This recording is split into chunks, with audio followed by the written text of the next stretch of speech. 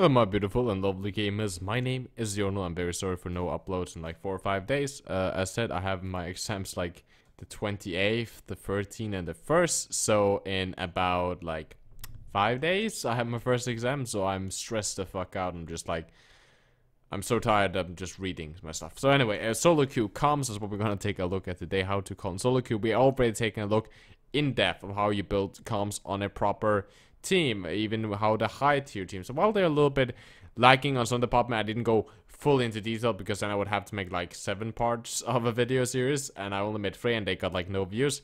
If you're interested, I'll link them down in the description. They're quite long, but put them at double speed, and yeah, and it should go fine. Now in ranked or in competitive play, when you solo queue, whatever.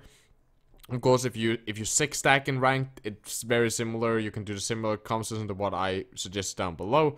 But when it comes to you just playing alone, you're playing with strangers, you can't really rely on a lot. And I know a lot of people don't really talk that much either because, one, they're focusing more on their accuracy, more on their gameplay than they are on everything else. And I also know that some players, especially the players that I talk to in higher elos, when they try to call and they, you know, not everyone follows the call or whatever, a lot of the time it brings, it makes them more tilting, essentially, because it's like you're trying so hard, and if no one else is trying, then you kind of get mad that the team is not trying on the same level. So I deeply understand why you wouldn't do that. However, I believe there are some calls that should always be done. Really, like if you have a mic, just call them. It's much easier. First of all, it's what's called information calls, as I talked about, which essentially is what is going on. And you can call this to any degree that you want. Remember that in lower elos, let's say gold, silver, whatever, right? Some of the calls makes no sense since they don't understand. Okay, if I say tracer no recall, that does not mean if you have a tracer yourself, your tracer will immediately think, oh, no recall, that means I can pressure that because I saved my recall, now I will have a recall advantage in that 1v1, so I'll totally do that. That's not gonna happen that many times. So you gotta, of course, understand that some of the comms that you will do is, well, not gonna happen in certain elos since they won't understand it. But I think that stuff like, if a Reinhardt is flanking or setting up something, or if there's someone that is going left side onto your flank, or there's a soldier that's going to high ground, or whatever, giving that information call to a team is just nice. It's just generally okay to do. If you think that the enemy team is doing something that it shouldn't be allowed to do, so for example, you won the team fight, but there's a Genji like still hiding in your backline, and you know he is, then you can try to ask the team if they want to go and kill him, or at least say that he's there and let's go and kill him. But again, don't assume that they are following you, right? I see a lot of the time there's like push left side, push left side, push left side, and then you see like this one guy, he just like a DPS will just like run left side. And his tanks didn't follow, so he died, of course, and then he's gonna yell into the microphone, why didn't you guys do what I said when you guys follow me?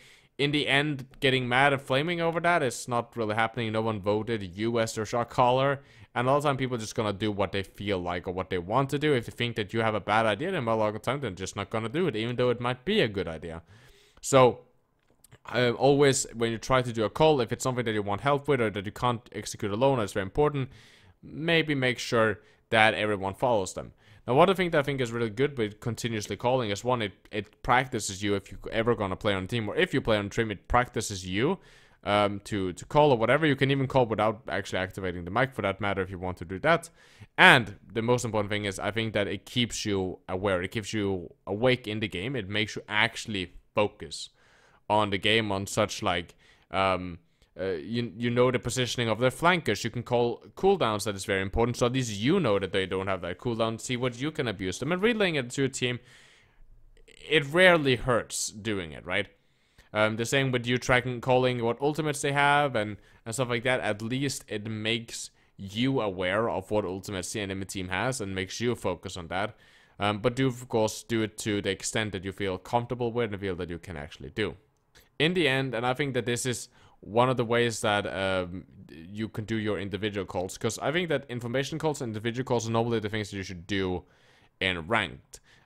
Stuff like, you know, I'm pushing him, I'm backing out, I'm low, I'm backing, I'm pressuring them, whatever. Just doing these calls can, to a certain extent, one, again, it makes you more aware of your movement, and at least if you, let's say that you're a healer, right? And you said you're backing off, you're backing off, you're backing off, and your team continues to push. and they die, and they say, you know, why didn't you heal me, you stupid healer? At least you can say, well, I did actually say in voice, I'm backing off, right? At least you have that, you know, at least you don't even need to say it to him. At least that you know that you did whatever you had possible. You at least gave them the call that you were backing off, that you were doing your stuff. So if they didn't act on the information that you gave them, then, well, that's too bad for them. Of course, you can always try to improve and look at your call, like, was it a good call? Should I not have backed off? Should I have backed off? Could my team not back off themselves, so I should have stayed because it was physically impossible for my team to actually back out of that fight?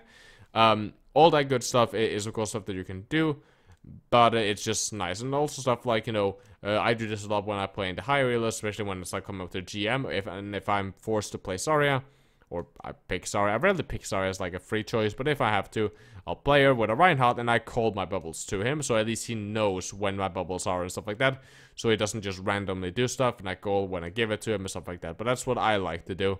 You do with any moderation you are. The links to the videos are down in the description if you want more information.